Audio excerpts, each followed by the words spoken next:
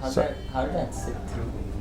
Did you sort of feel that, okay, so coming that close to aspiration, and I think the biggest hurdle students feel is convincing their parents. So you had that figured out for yourself, and yet to have something like this, where did you go from there, or what did you think would come next? I think if I go back, the moment I was rejected thrice, I don't want to sound like a superhero, but I sulked, and I sulked for weeks. I went into a shell where I started blaming God. I started blaming those friends who got me into BCom. I blamed my parents that when you saw me going into BCom, why didn't you pull me back and put into BSc? I think the cannons were firing all around. I sulked for a couple of months, and then I realized that why am I blaming everyone else? Everything that happened was my fault. I decided to go into BCom. I decided to kill my aspiration. I decided to go to US, but fate had something else, so I got rejected. And then I was in touch with my friends who were in US, and they told me that they all were from much affluent family than what I was. And they told me, someone is making rotis for Frankie in a petrol pump. Someone was working in Subway cutting the bread. Someone was mopping in McDonald's. And I said, you guys gotta kidding me. How are you guys going to do all these things? They said, it's pretty cool in US. Everyone, we have to do this to support our education. So I said, great, I will also do something here. And that's when I got out of my shell, and I continued my studies, and I took up a job parallelly. And comparing what my friends were doing, I went in the market hunting for job, and I got a job which was door-to-door sales. So I started my career with door-to-door sales. And how old were you at that time? Around 19, 20? 19 rather, not even 20. So I got this whole thing that, look, I need to do something on my own and not get into my dad's business. And I think it's a different pleasure to do something by yourself. And you have to decide what you wanted to do. I had already killed one aspiration, and there'll be many people, many students like me who want to do something, but by the time they reach 12th, they have decided to do something else, which is fine. And their career path probably doesn't allow them to go back and change a few things. Yeah, and I think it is absolutely fine. When I look back now, I think everything happens for a reason. You don't know the reason at that point of time. Hold on, hang in. You will get to see the reason much later in life. Just believe in yourself and do what you're doing. And so it was pretty cool. Today when I look back, I said, okay, it's okay. I wanted to be a pilot.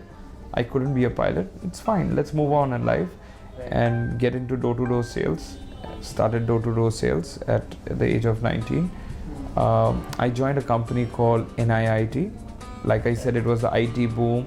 NIT, Aptech, SSI were the companies which were the top graded company. So I joined NIT on contract, where I was told by them that you have to sell so many courses, you have to go and sell this to people. And in those days it was called a course called Swift Jyoti. I don't know, people from my generation will remember that. It was a 500 rupee program where most kids were abroad, so the parent needed to know internet. Yes. Internet was a boom at that point of time. So what NIT came up with the thing that you pay 500 rupees, we'll teach you internet. At least we'll teach you how to connect and do those chatting with your kids. I thought 500 rupees was very small amount. I mean, people would spend that money going for a movie in those days. And I said, look, it's going to be a cakewalk. And I grabbed the job. So the first day we were inducted and we were told to pick up areas. So I thought I was a smart aleck and I picked up Narman Point side because that's where the money is. Yes. Right? If I would have come to the suburbs, I thought 500 rupees was a little expensive for the suburbs. Right. But if I go to South Bombay, the Sobo side, they're very rich people there. So that's a 19-year-old figuring out a marketing strategy at that point of time. Yeah. And I raised my hand up saying that Sobo is my center. I would take Sobo. So they said, okay, go ahead. and picked up my bag, inducted, went through the induction. All these things happened out on the field, and start going. I decided to go to Maker Chambers, okay, because that's the only thing I knew. Maker Chambers is like all rich people staying there. Couldn't even enter.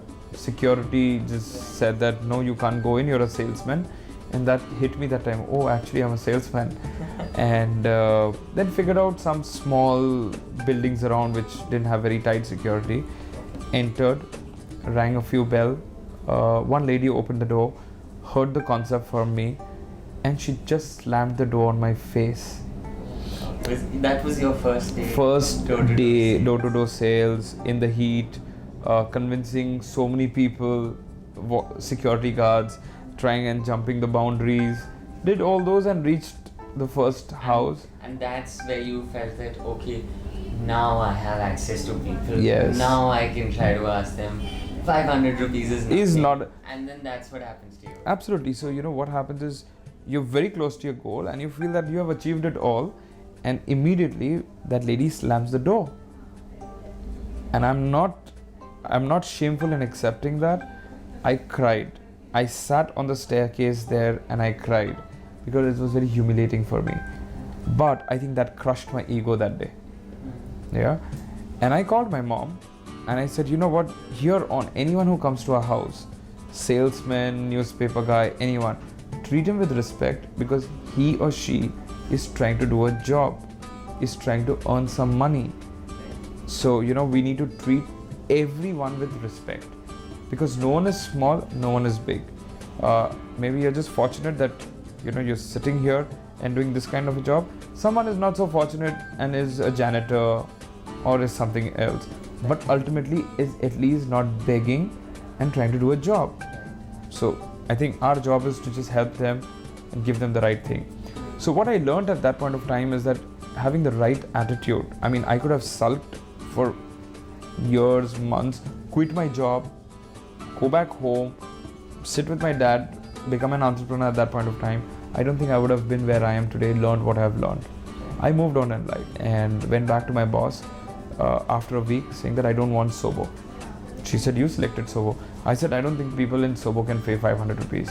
So she said, what's your next strategy now? The word strategy was very fancy for me as a 19-year-old boy.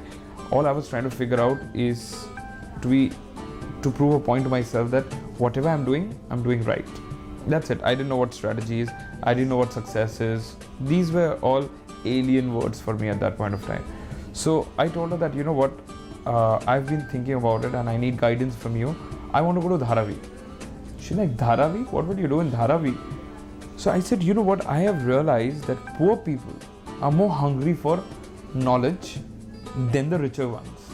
Because the richer ones will find out from Google or they will have their network of friends who will teach them. But the underdogs actually don't have knowledge. But they don't have money also. But they will work hard, earn money and do this. So she said, worth a try, let's do it. And that's where the success story came in. So we went to Dharavi and we met a lot of rickshaw guys. And fortunately, we met one of the union heads of the rickshaw union at that point of time. And that's when he said that he liked the idea. He said 500 rupees is not much for us, we can afford that. And if our kids can learn something in computer, at least they will get acquainted to computer because they go to municipality school. They don't have computers in school. For 500 rupees, if my kid can get hand on a mouse, I'm ready to spend that 500 rupees. That was gold. That, and one side, the door getting slammed on me. Second, when I get into slums, they can't afford a thumbs up or a cold drink. They would make me sit in their house. I could see that they have gone out and borrowing 10 bucks from their neighbor to get me a cold drink. It was very touching for me at that point of time. And that's when I realized that how the society is, right? And then I realized that we should never be judgmental in life. Don't judge just by the environment, just by the clothes the person is wearing or anything, unless and until you have experienced it or seen it yourself.